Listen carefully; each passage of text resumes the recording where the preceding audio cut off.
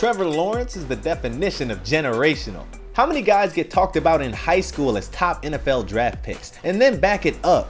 Between his infamous flow and his cannon for an arm, Trevor always looked like a household name. Between college and high school, he racked up 90 wins in just 4 losses, including 41 straight in high school and 29 straight to start his college career. The 6'6" QB broke Deshaun Watson's records in Georgia. But even as the most hyped high school QB of all time, all Trevor did was immediately back it up. First year at Clemson, Lawrence took the Tigers to the national title game, capping a 15-0 season by taking down Nick Saban in Alabama. Since then, he's only gotten better and become one of the loudest voices in college football, leading by example during 2020's year of COVID and racial injustice. Now he's ready for the next chapter, his lifelong dream of the NFL. This is the real story of Trevor Lawrence.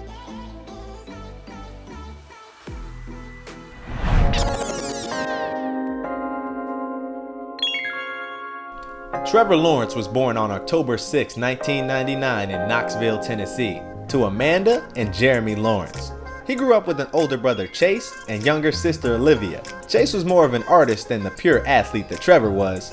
The future Tiger's love for football started when he was just 3, watching SEC games at home with Dad. Lawrence would throw the football around in the backyard pretending to be Peyton Manning, his idol. He also played basketball and baseball, and was actually a little clumsy, but soon it was clear that Trevor was gonna be mad special at football.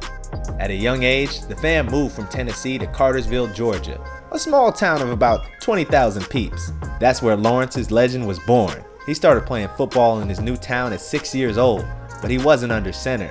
Trevor was actually on the O-line because no one knew he could sling it. But when he turned 7, Lawrence moved to QB and never switched again. In 5th grade, his grandpa nicknamed him Crazy Legs because no one could tackle him. Hype was starting to build in Georgia, but that didn't slow down Trevor. In 8th grade, he started training with top QB coach Ron Veal, who also trained Justin Fields. This was the first of several times their paths would cross. A year out from high school, it was already clear that Trevor wasn't a normal 14-year-old. He was already getting stopped for autographs and got invited to spring ball with the high school team. I mean, that never happened. Not only did Trevor kill it, but the Cartersville starting QB, who was 2 years older, ended up switching positions and became one of Trevor's top targets at Cartersville High. Lawrence was now ready to start high school ball. As the most hyped kid of his generation, it was time to prove himself. Most freshmen don't start at QB on varsity, especially in Georgia. But by the 3rd game of fall in 2014, that's exactly what Trevor Lawrence did. By the end of his first year, the future face of college football had over 3,000 yards and 30 total touchdowns. The Hurricanes went 12-2, but no state title.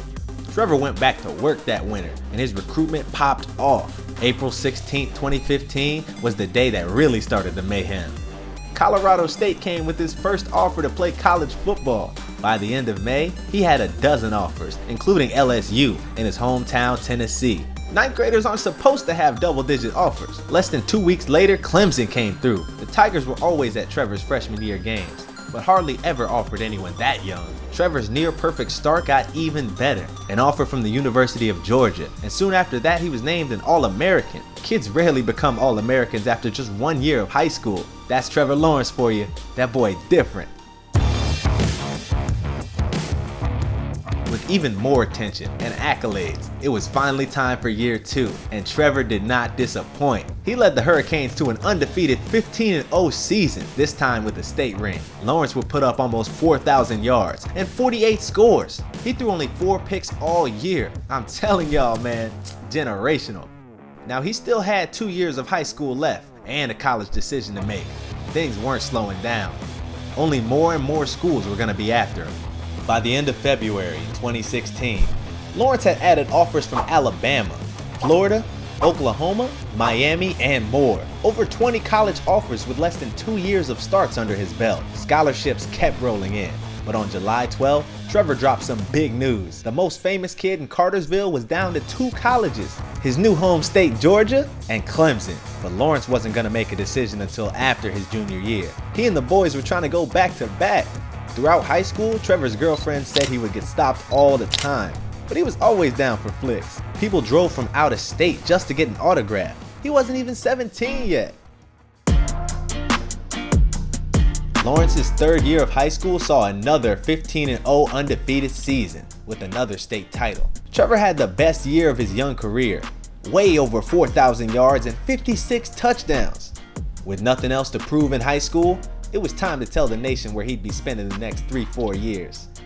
Well, probably 3 years, right? Everybody knew Trev was league bound.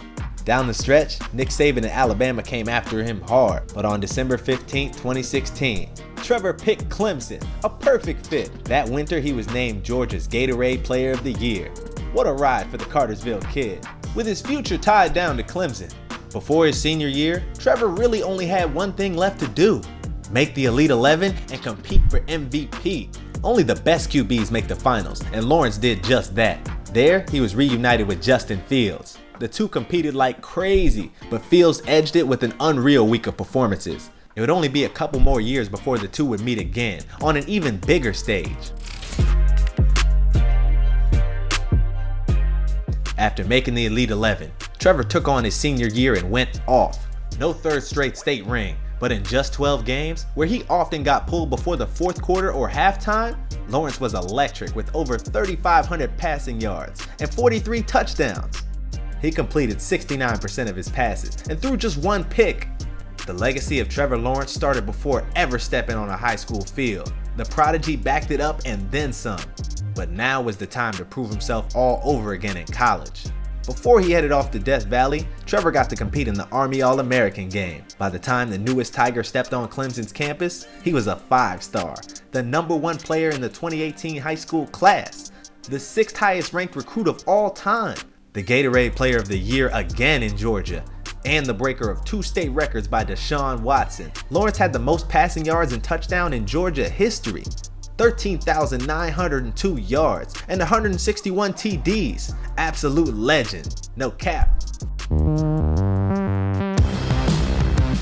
When Trevor got to Clemson, expectations couldn't be higher. He had a tough road ahead after Kelly Bryant had taken the Tigers to the playoffs the year before.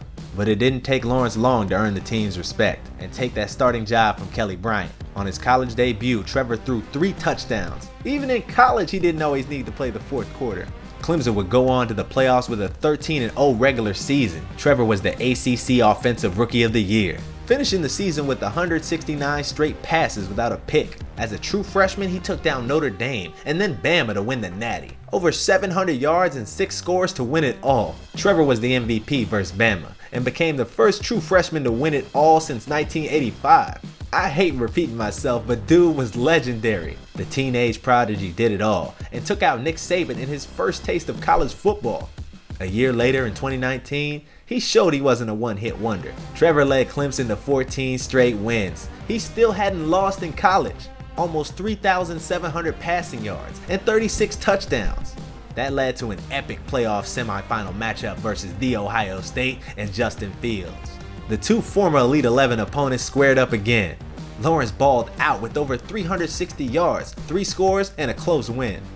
Not only was it great to make the title game and beat Fields, but this was likely a preview of the top 2 QBs in the 2021 NFL Draft. Trevor had a lot to prove. Now, Lawrence and Clemson would ultimately not go back-to-back, losing to Joe Burrow's perfect LSU Tigers. But come on, that's like maybe the best college football team of all time. Trevor definitely would have wanted that game, but no harm on his legacy. And when it came to legacy, his would grow even more with what he did off the field in 2020.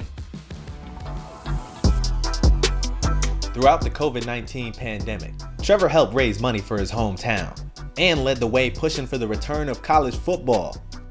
Lawrence could have opted out and still gotten drafted high, but he fought for his brothers and players he didn't know across all conferences. That spring, Lawrence and his teammates also spoke up and protested in support of Black lives.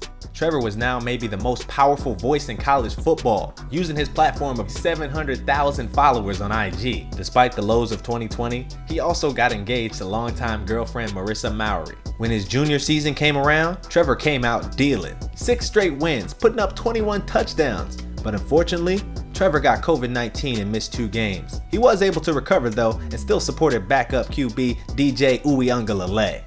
On November 28th, Trevor returned against Pitt and lit them up, over 400 yards and 2 scores. 3 weeks later, Trevor got to lead Clemson against Notre Dame in the ACC championship game. The Irish had won the regular season battle in double overtime, but that was with Trevor out.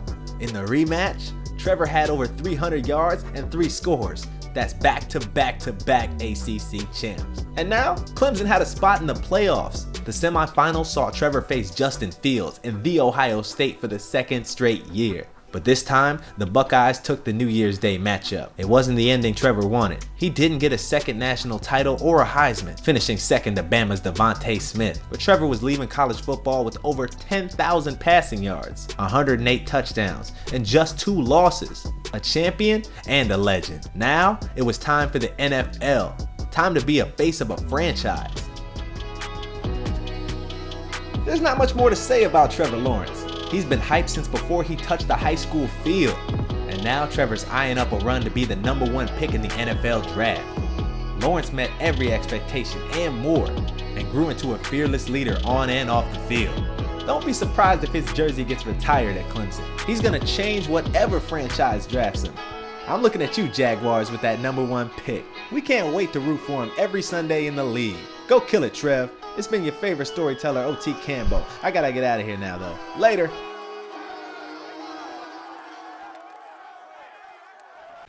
Go long! Hey, not open.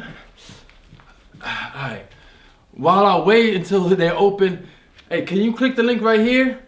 We got way more videos for you. And subscribe, alright? Alright, come on. Ready?